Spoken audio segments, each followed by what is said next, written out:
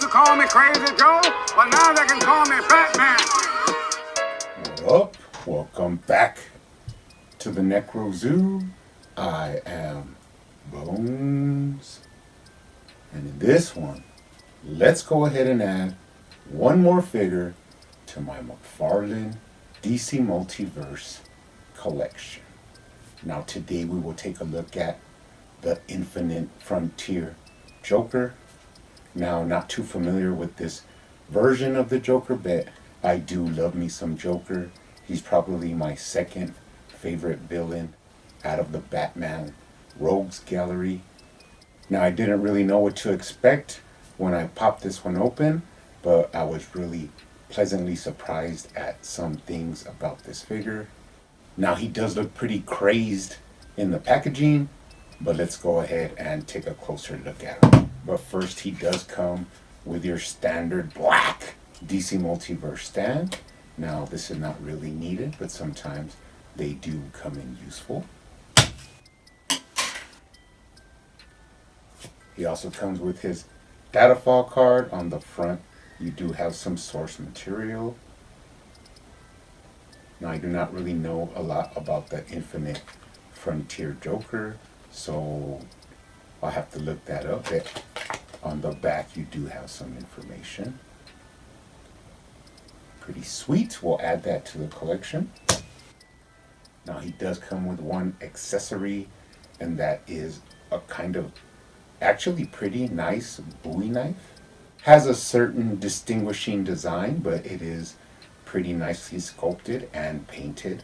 I really love that high gloss silver, and you do have some brown wrappings at the handle. So pretty interesting. We'll check it out. Always nice to add a bladed weapon to the arsenal. But let's go ahead and take a closer look at him. Now, I didn't really expect much because don't know a lot about this version of the Joker, but there is some rather interesting details, and something about this figure is that it is a completely new sculpt. All of it is a new sculpt, down from the shoes all the way up to even the head sculpt is brand new. Even the hands are brand new. So I mean, you cannot go wrong with a $20 figure that has brand new sculpt and is in the 7-inch scale. So he actually looks really cool at first glance. Completely different suit style for the Joker, but you do know he does love his wardrobe. Let's go ahead and take a look at the head sculpt. Now, first thing you'll notice is that one of his eyes looks kind of closed, but actually, if you take a closer look at it, it is actually stitched closed. Now, I don't really know the meaning behind this, but it is a different take on the Joker. The rest of the head sculpt is actually pretty nice, and you do got that cool kind of flowing green hair, which you don't really see a lot of the times from the Joker. He usually has a simple hairstyle. This one is pretty out there, and actually the shading and everything is on point with this head, so really happy with that. Let's take a look at the articulation. He does look down good enough. He also looks up rather well. You got right to left, and you can tilt his head for some attitude. Pretty nice. Now, going down, let's take a look at the chest and the suit cut. It is different. Now, this jacket is not removable like a lot of other versions of the Joker. This is more just like a suit with tails. So this is more like a lounge suit Joker, which is rather interesting. He does have his collars popped, so that does give him a distinctive look. Let's take a look at the waist articulation. You do have side to side, but it is hindered by the way the rubber, torso is built. You do have a lower waist swivel, no upper chest swivel, but you can twist them, get them in some pretty cool poses. Now, he does have a crunch, surprisingly, kind of squishy there. And of course, you can lean him back. It does flex back a little bit because of the rubber torso, but you can get them back. Now let's take a look at the shoulder joint. You do have that kind of socket bushing shoulder joint underneath the coat. So you got a lot of range. You got up and down, front to back, bicep swivel, double jointed elbows, straighten them out. Now this suit is completely different, even from the Three Jokers, from the Rebirth Joker. All the sculpt is different. You could just tell by the wrinkles and the different cut of the suit that this is a completely new sculpt. Going down into the left hand, this is the first interesting little detail. He has his eye like in between his fingers, which is kind of creepy. And I did mess around with it. You can kind of put the eye in front of his face to give like a distorted version of his eye being where it used to be. But the hands are articulated at the wrist. And of course on the other side you have the same suit body and wrist movement. Different hand though, kind of like a gesturing, grabbing hand a little bit. Now you can get him in a T-pose pretty easily, a little bit higher. Put his arms up above his head. Can't get it close together, but you can move them to where got a pretty cool above the head little arm stance there. Pretty interesting figure. Never seen nothing like this before from a Joker. Let's take a look at the thigh swivel, which is actually non-existent. It's really tough there. You can cock out his leg, bend his knee, and get that cool hip swivel. Double jointed knees. Straighten them out. You have up and down at the ankle, right to left, rocker, and of course toe articulation. And before we go, let's take a look at the whole lower body. It is a different sculpt. You could just see it in the way the pockets and even the upper part of the slacks are a completely different mold.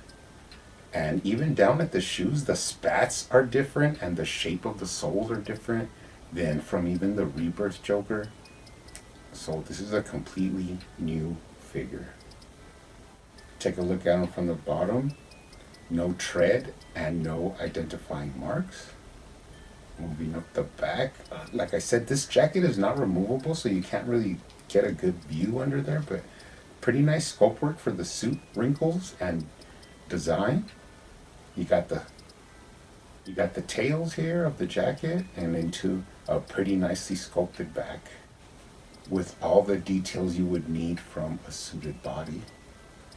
Pretty interesting Joker, I'll give him that much.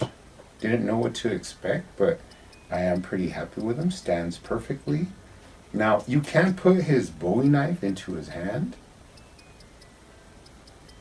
but for some reason this guy doesn't give me the Bowie knife kind of vibes. So I knew I was going to want something special for him. So what I ended up doing is I have one of these revolvers. They came with the Arkham Jokers. I think I have 4, so I did have an extra one. And what I ended up doing for this Joker is I painted it a really shiny, glossy gold, because he just has that feel to me like that he would have a gold-plated gun. I don't know why. He just gives me that feeling. I guess because of his lounge suit, like if he's kind of like a criminal out on the town. But he looks pretty cool like that with his golden revolver. So this is going to be actually specific for him, this gun. So this is how I will be displaying him. Pretty nice. Then with his eye, you know.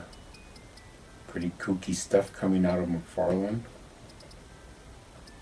Now, I do want to do a little bit of comparisons before we go.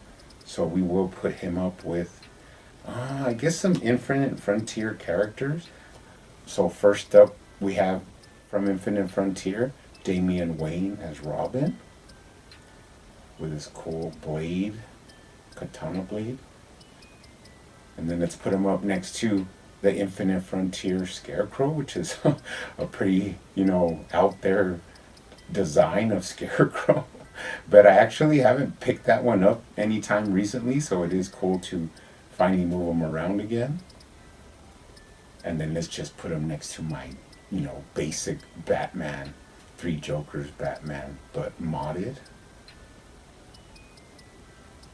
And another thing I wanted to do before we go is I wanted to try some different heads on him since it is a different body. So first up I did the Arkham Joker. Now it actually fits pretty well.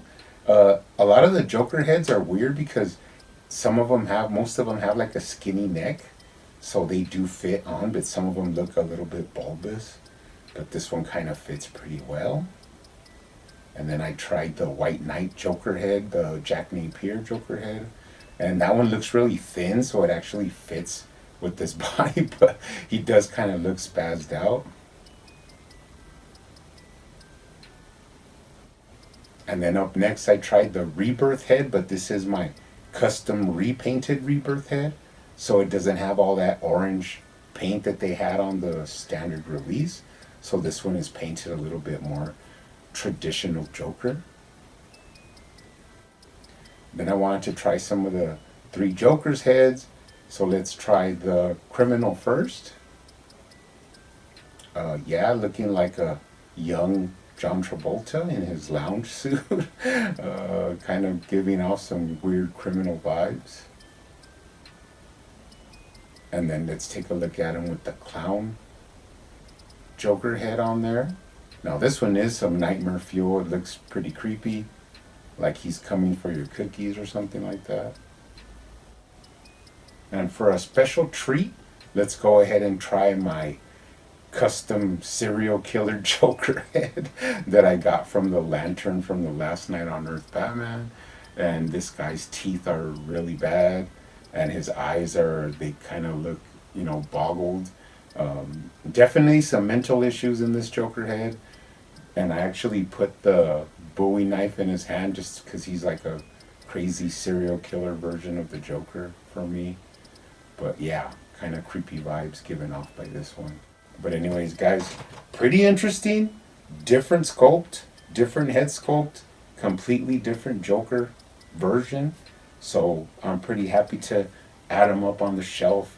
You guys keep hunting out there, keep collecting, keep customizing, and I will see you on the next one.